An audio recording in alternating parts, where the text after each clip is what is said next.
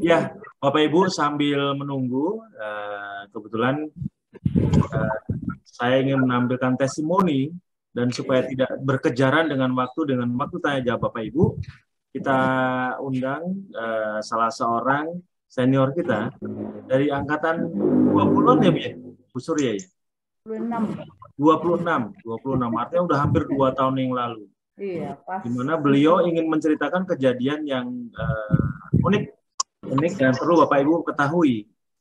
Dan sambil kita menunggu nanti jam 15.30, sambil menunggu teman-teman untuk hadir semuanya, kita ingin bercerita, berbagi pengalaman tentang gula darah. Apa yang ingin saya tampilkan di sini adalah, sebentar Bu Surya akan saya tampilkan dulu. Pak Eko, suara Pak Eko. Ya, saya tampilkan di spotlight. Ini Bu Surya Sibuya dari angkatan 26. Kalau hari ini angkatan sudah 201 ya. 201 udah jumlahnya sekitar totalnya anggota kita ada 20 ribuan. Nah, waktu itu Bu Surya masih sekitar 2 ribuan saja, 2.600-an. Apa yang menarik ya cerita Bu Surya? Bu Surya kemarin bertanya mengenai gula darahnya. Yang menariknya adalah gula darah yang dianggap drop.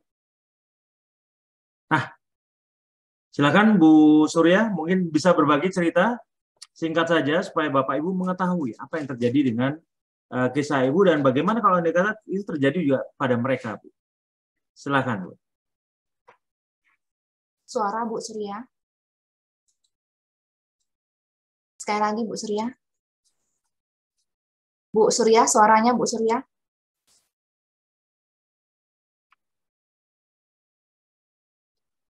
Oke, udah kedengaran? Kedengaran. Iya. Terima kasih Pak Eko untuk kesempatan yang diberikan kepada saya. Setelah 1,5 tahun ya, sesuai dengan pesan suara Pak Eko kayaknya saya ini. Kan Pak Eko bilang di pesan suara pada bulan April waktu itu, yang mengikuti MOBI itu sembuh paling cepat 2 bulan, paling lama 1,5 tahun. Nah, kayaknya saya tergolong yang 1,5 tahun ini. Persis 1,5 tahun. Jadi ya saya nggak bisa mengatakan saya sembuh sih Pak, karena saya kan baru hari ini mengadakan uji Peter balik. Memang lagi bulan Agustus sudah pernah saya lakukan sih, tapi karena waktu itu gula darah 2 jamnya masih naik 170, saya berarti belum memenuhi syarat nih, saya gitu, jadinya melakukannya 2 kali, mundur saya. Tunda lagi dah, belum waktunya kayaknya ini uji Peter balik gitu kan. Nah, akhirnya tetap saya berjalan di jalur MOBI dengan yang 3 langkah, PMB, IF tapi nggak rutin ya. IF itu saya kalau lagi kuat, kalau kira-kira nggak kuat saya nggak memaksakan diri tentunya. Saya lihat kondisi fisik saya, kalau kerja kira-kira ke 6 ya saya nggak lanjut IF-nya. Aturan 16 jam, kadang-kadang 14 udah buka aja gitu. Jadi mungkin itu juga yang membuat saya tidak seperti orang lain 5 bulan sembuh, 6 bulan sembuh gitu kan ya. Saya kadang-kadang ngiri kalau melihat kayak Pak Budi itu 5 bulan sembuh ya. Kok bisa ya? Saya kok udah setahunan kok nggak sembuh-sembuh ini. Gula darah Ibu waktu itu berapa, Bu? Saya umurnya sekarang 59, Pak. Oh. Di depan lansia udah. Dan terkena diabetes itu saya pas umur 47. Pada saat 47, rata-rata gula darah Ibu berapa? Waktu itu saya pas pertama kena kan 485 ya. 485, nyaris 500. Setelah minum obat itu rata-rata 350-an lah. Sudah minum obat pun tetap saja di 300. Iya, tinggi Pak, saya bandel. Nah, pas masuk MOBI itu saya kan gula darahnya 310. Pas awal masuk MOBI kan. Pada saat masuk MOBI. Sudah minum obat? Itu masih minum obat. Pas mulai masuk kan. Ya, ya. Kan dengerin suara Pak Eko dulu waktu itu kan selama sebulan, terus mempertimbangkan lagi kan gitu kan. Ya. Nah, waktu itu saya masih ragu, ini beneran nggak minum Bener nggak? obat gitu Ya, kan. jangan-jangan penipu ya, Bu ya? Ya wajar Pak, namanya kita kan belum pernah tahu mau itu apa. Selama saya istilahnya waktu itu saya udah 10 tahun diabetes kan banyak pemasukan dari orang-orang, wah udah DM nggak bakalan bisa sembuh, udah rutin minum obat seumur hidup kan gitu kan ya. Nah, begitu masuk mobil itu kok pencerahan Pak Eko masuk ya kali ini kan gitu kan. Dan testimoni saya yang pertama kan udah saya katakan bahwa 4 bulan di awal itu saya ketat banget Pak. Saya itu bocor-bocornya pas suntik COVID. Waktu itu kan dokter bilang harus makan kan gitu kan. Nah, saya waktu itu setelah suntik COVID ya antara berbohong sama Pak Eko, saya bilang saya nggak makan, tapi karena kata dokter harus makan, saya makan kan. Itulah awal derita saya sebetulnya Pak Eko. Karena tiba-tiba dari protein, saya beralih lagi ke karbo, nah timbullah sakit mah saya. Itu yang bikin saya waktu itu jadi memperlambat proses barangkali kan, otomatis saya minumlah obat mah kan gitu kan. Yang udah enak-enak 4 bulan nggak minum obat apa-apa, minumlah obat mah. Jadinya rutin lagi berobat ke dokter, walaupun semua yang dikasih dokter itu nggak semua saya konsumsi obat-obatannya kan. Tapi dilihat gula darah saya asal puasa masih 140-an, otomatis dokter kan ngasih obat. Tapi itu saya nggak minum, tuh numpuk di lemari tuh, udah selemari udah setahun setengah obat numpuk. Dengan demikian memang saya enggak kalau minum obat gula enggak. Secara perlahan-lahan lagi saya tepatnya pas bulan September ya, September 2021 ya. Kan saya melanggar itu kan Mei ya. Mei, Juni, Juli, Agustus lah itu saya melanggar. Bukan berarti saya makan nasi enggak. Nasi, mie, ubi, roti enggak saya itu.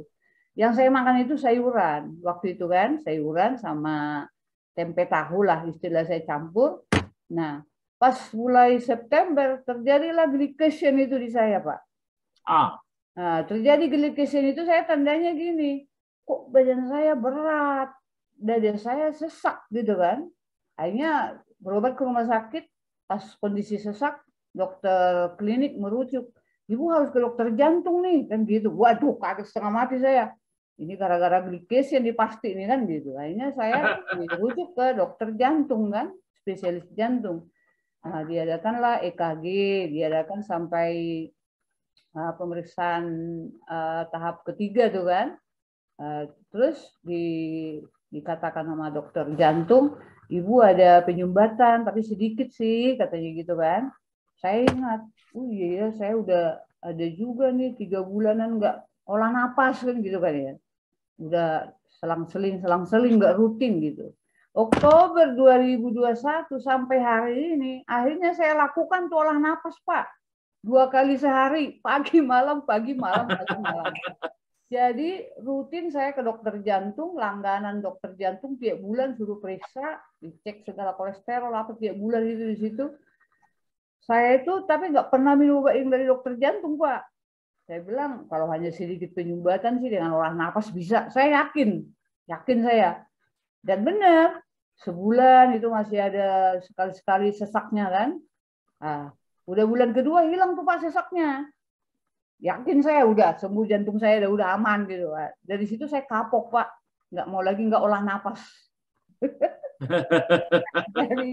dari Oktober tahun kemarin lah itu saya benar-benar kembali ke jalur mobil yang benar, ke jalur mobil dengan benar kembali. Dan dari situ pula saya kembali lagi ke jalur makan PMB. Saya kan kemarin juga ke Pak Eko jujur saya Pak. Saya sebetulnya itu gimana ya, nggak konsisten juga saya Pak. Saya ngikutin jalur mobil makan PMB, penyakit saya nggak bisa kalau tawar-tawar aja kan gitu kan. Misalnya masakan, ya, makanya makan telur kan, kalau mobil kan nggak boleh pakai bumbu kan gitu ya. betul, Nah, betul. ini pelanggaran saya di sini salah satunya. Kalau nggak ada rasa-rasa pedesnya, enak saya Pak. Gimana biar masuk di makanan kan gitu. Jadi paling tidak saya iris-iris itu cabai yang pedes banget itu sebiji ke sayur, ke ikan itu pasti Pak. Baru saya bisa makan gitu. Ya, nah, itu aja sih pelanggaran saya itu aja di bumbu gitu. Nah, sekarang yang ingin kami ketahui, Bu Surya kan kemarin bercerita, ini gula darah saya kok rendah banget nih, gimana ya nih? Iya Pak, seminggu ini total nih, seminggu. Emang lagi bulan Agustus sih udah mulai ya Pak. Saya kan catat nih tiap tiap 3 kali sehari itu rutin saya catat gula darah saya mulai masuk mobi, nggak pernah absen tuh 3 kali sehari. Dan saya lihat di sini sejarahnya itu dari bulan Agustus itu saya itu udah berada di angka gula darah puasa itu di angka 110-an. Itu Iya. gula darah puasa ya. Tapi GDS-nya masih tinggi, Pak. Masih 205, 121, 174, masih berkisar segitu kan. Yang kagetnya saya yaitu kalau September kan masih mirip lah dengan Agustus. Kemarin mulai dari tanggal 11 Oktober ini kan, saya kok gula darah bisa di angka 57 ini. Gimana nih? Ya, ini angka-angka ini saya Ya, perlihatkan. Ini iya adalah itu Pak, dari Bu Surya 57. kemarin saya terima. Bapak Ibu bisa lihat ini adalah Nah, langsung WA dari Bu Surya Sibo ya, yaitu ada 68, 58, iya, 49, iya. berkali-kali 49, luar biasa. Dan ini membuat Ibu Surya terkejut-kejut. Iya, Wah, saya ini ketakutan, jangan-jangan Pak. drop. Ketakutannya itu, ya kan katanya kalau hipo bahaya juga. Kalau tinggi bahaya juga. Nah, saya bilang, tapi kok perasaan saya enak-enak aja gitu kan. Terus kan saya WA juga sebagian yang kena DM kan. Terus kadang di WA grup klinik juga saya share kan. Dok, ini gula darah saya 49, bahaya enggak gitu. Wah, ibu minum ini, minum teh manis katanya gitu kan. Itu udah hipo namanya, hati-hati pingsan katanya. Tapi kok nggak ada ciri-ciri mau pingsan gitu saya kan. Kalau mau pingsan kan paling enggak ya berat di kepala, apa tahu berat di kaki. Ini kok biasa-biasa aja gitu kan. Akhirnya ya itu tadi Pak. Kemarin kan saya telepon sama Pak Budi Cahyono tuh. Beliau nganjurin gini, coba Ibu lakukan uji Peter balik, katanya gitu kan. Tentukan katanya. Ya saya tadi lakukan Pak itu. Pagi Ya, saya sarapan ya. Gula darah puasa tadi 103.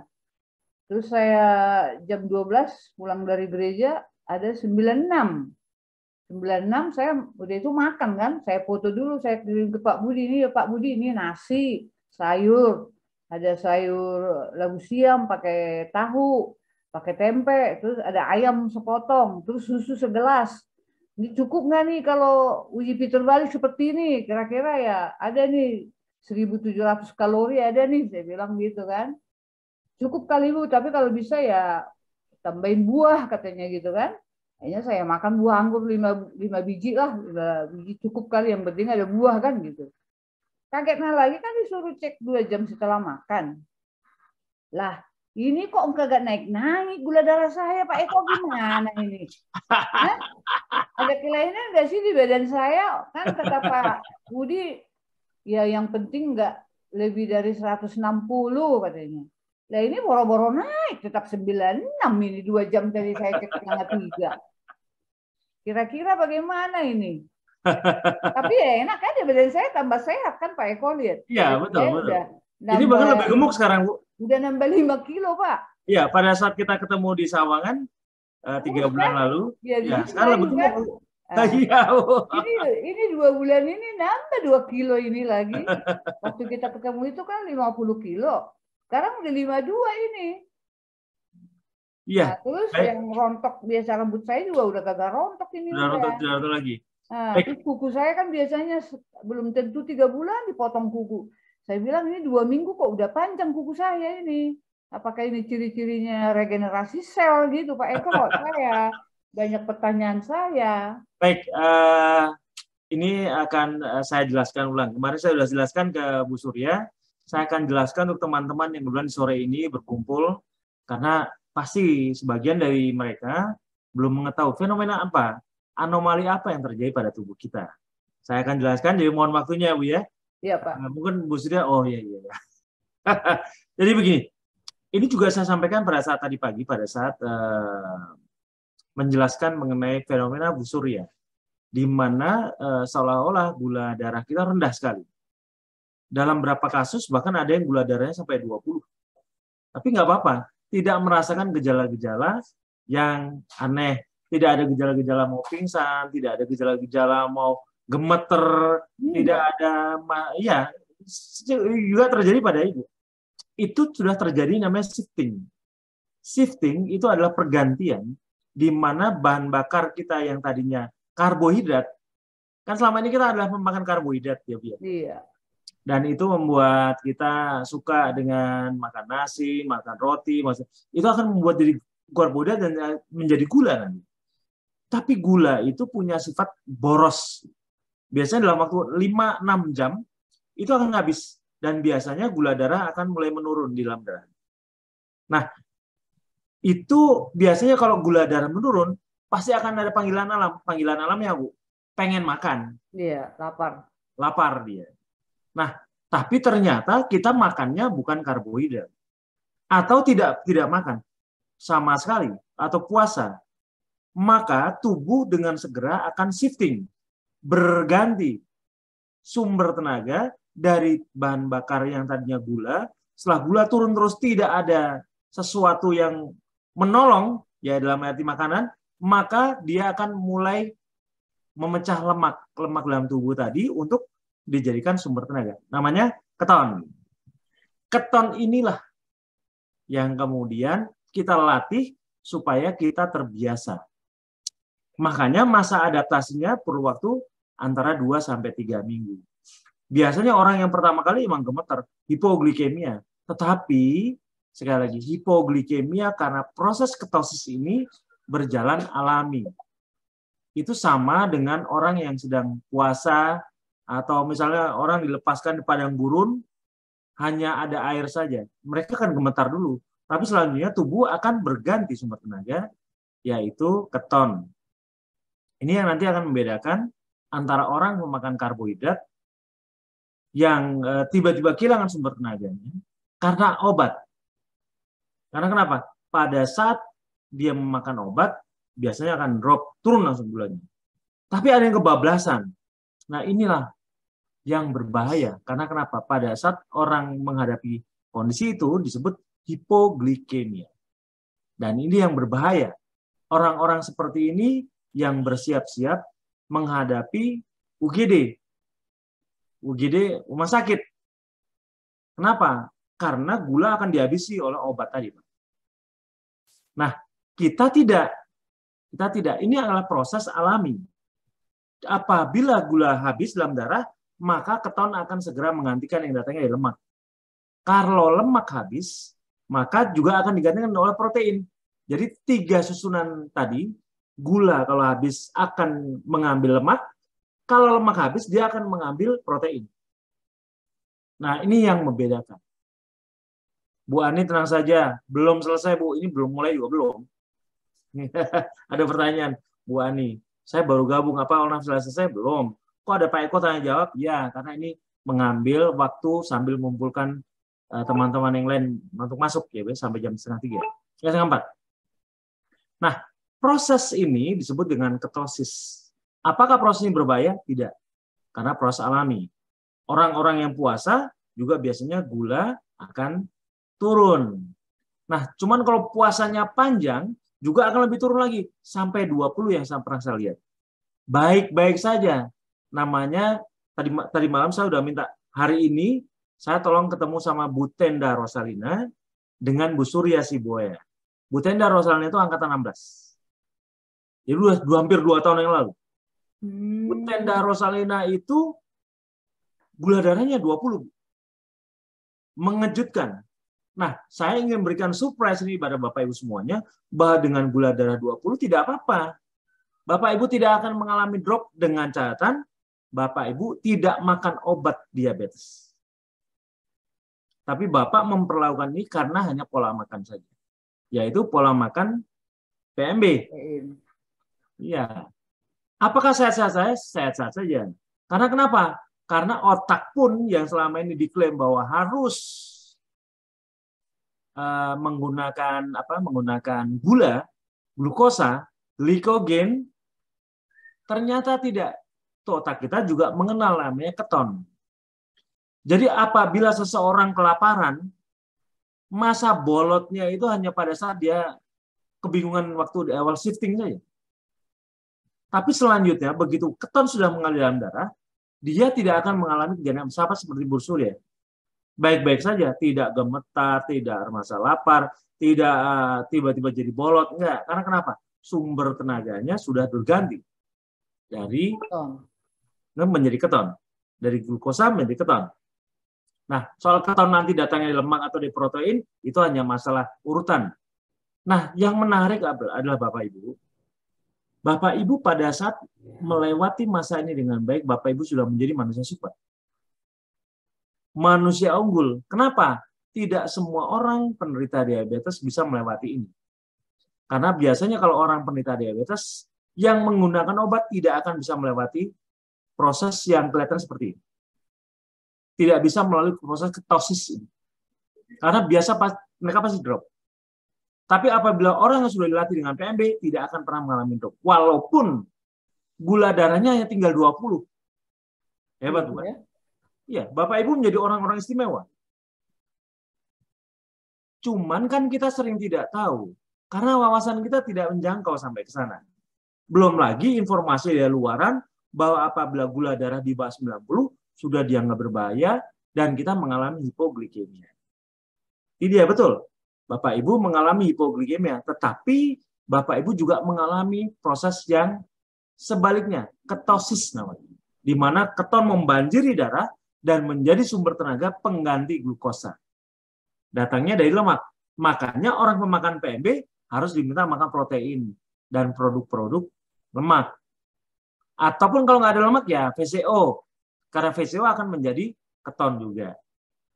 Demikian dia, Bu Surya. Terima kasih banyak untuk pencerahannya, bagi pengalamannya. Iya kan, sampai kemana ada pertanyaan. Dulu saya waktu sakit diabetes, gula darahnya ketinggian sampai 400. Sekarang begitu ke PMB, nah gula darahnya sampai dibahas sekali, gimana ceritanya? 10, 1/10 gitu loh, 1/10 dari dulu. Apa yang Ibu rasakan dengan gula darah yang sekarang cukup menarik karena rata-rata semua penderita diabetes punya mimpi seperti Ibu. Pasti. Apa rasanya sekarang? Iya. Saya kalau ke dokter, Pak, saya kan langganan tuh ke rumah sakit Siloam itu berobat sekali sebulan karena ke penyakit dalam. Jadi kalau asal tiap bulan itu kan disuruh cek gula darah puasa, gula darah setelah puasa. Kok Ibu aneh ya? Gula darah puasanya selalu aja lebih tinggi dari gula darah setelah makan 2 jam. Dan itu udah berlangsung dari mulai Mei, Juni, Juli, Agustus, September, 5 bulan, Pak. Karena bulan Mei itu saya cek masih 149 gula darah puasa kan. Dicek lagi setelah 2 jam 136 turun kan. Bulan berikutnya cek lagi 132. Setelah 2 jam makan 129. Jadi dokter mungkin mempelajari sampai bulan kemarin itu gula darah puasa 124, gula darah setelah 2 jam makan 96. Pas turun. Aneh sih katanya. Kok tiap cek gula darah tiap bulan ada juga setelah makan gula darah orang naik kok. Biasanya naik ya kan? Ini setelah makan mah turun gitu. Iya, 2 jam asal makan ya udah turun kan gitu. Makanya dokternya bilang kok aneh Ibu, tapi ya syukurlah katanya udah normal sekarang ya katanya, kategori normal udah Ibu katanya gula darah puasa udah 124, gula darah setelah makan 2 jam 96. Mudah-mudahan bulan depan udah di bawah 120 karena kita target harus di bawah 120 gula darah puasa katanya. Saya nggak cerita, saya anggota MOBI dok. Sekarang bisa dengan senang ya, oh, saya anggota mobil, jadi tahu metabolisme bagaimana bekerjanya, Bu. Iya Pak. Dan Iya. saat ini saya ucapin terima kasih banyak Pak Eko, terima kasih banyak juga untuk para admin, terima kasih juga untuk sesama anggota MOBI yang selalu memberi support kayak Pak Warsono. Dulu kan saya pernah telepon Pak Warsono juga waktu saya kolesterol tinggi 322 kan. Bilang Pak Warsono bahaya nggak ini? Gula darah sih udah 100. Ini kolesterol 322 saya bilang gitu. Saran beliau waktu itu ya untuk sementara ya minum obat dulu. Nanti kalau udah berkurang ini ya silakan stop gitu. Dan ternyata benar Pak Eko, waktu itu saya setelah minum obat kolesterol yang 10 mili dari 320 itu turun jadi 185. Udah itu sampai sekarang udah normal udah. Gitu. Ya. Jadi dalam hal ini saya suka bukan menggurui yang lain-lainnya ya. Kita juga harus melihat juga posisi badan kita seperti apa lah. Kalau misalnya kan nggak semua badan kita itu sama dengan satu dengan yang lain kan ya. Betul. Kan kadang-kadang kolesterol orang 400 dia nggak merasa apa-apa itu. Tapi saya Pak Eko kalau udah di atas 300 ini pundak saya berat banget kayak membawa beban tontonan gitu. Nah ini saya nggak kuat gitu. Nah, di sinilah saya yang oh iya ya saya sama yang lain nggak sama gitu. Kalau sampai 322 kayak waktu itu saya berat badan kayak gitu. Cek dokter juga kaget, oh setinggi ini Bu, katanya ya pantas Ibu merasa pegel-pegel semua, ya iya minum ini. Tapi saya jangan dikasih yang tinggi-tinggi ya Dok, soalnya saya kalau minum obat kimia itu, saya itu nyesek-nyesek gitu dah, saya bilang gitu. Jadi itu memang kenyataan Pak Eko, kalau saya minum obat kimia itu, nggak enak, nyesek gitu, dari saya itu debar-debar gitu. Jadi saya lebih nyaman yang jangan minum obat lah gitu. Jadi hanya obat kolesterol aja yang saya konsumsi. Jadi saya radang sendi ini saya karena saraf kejepit di tulang belikat. Oh, frozen shoulder.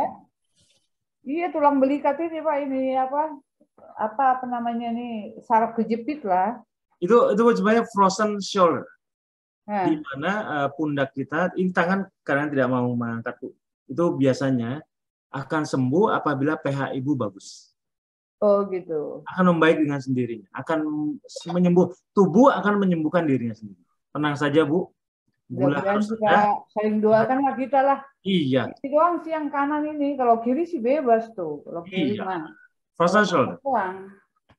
Akan membaik. Anehnya gini Pak Eko, misalnya saya nih mau rebahan kan ya sakit banget kan ya. Akhirnya saya ambil olah napas dulu sebelum tidur. Kalau udah olah napas hilang sakitnya. Iya. Makanya itu karena pH, Bu. pH ibu harus naik dulu. Nah ini satu penyakit saya pH-nya kagak naik-naik Pak Eko. Bersabar. Mulu. Ayo saya lihat kan Bu Surya pejuang Bu. Ayo bersemangat Bu. Harus. Baik Bu Surya, ini sudah waktunya latihan pernapasan. Iya Pak, iya Pak. Terima kasih banyak untuk berbaginya semua. Sore ini ya. Terima kasih banyak Bu Surya. Selamat sore. Terima kasih Bapak Ibu. Saya serahkan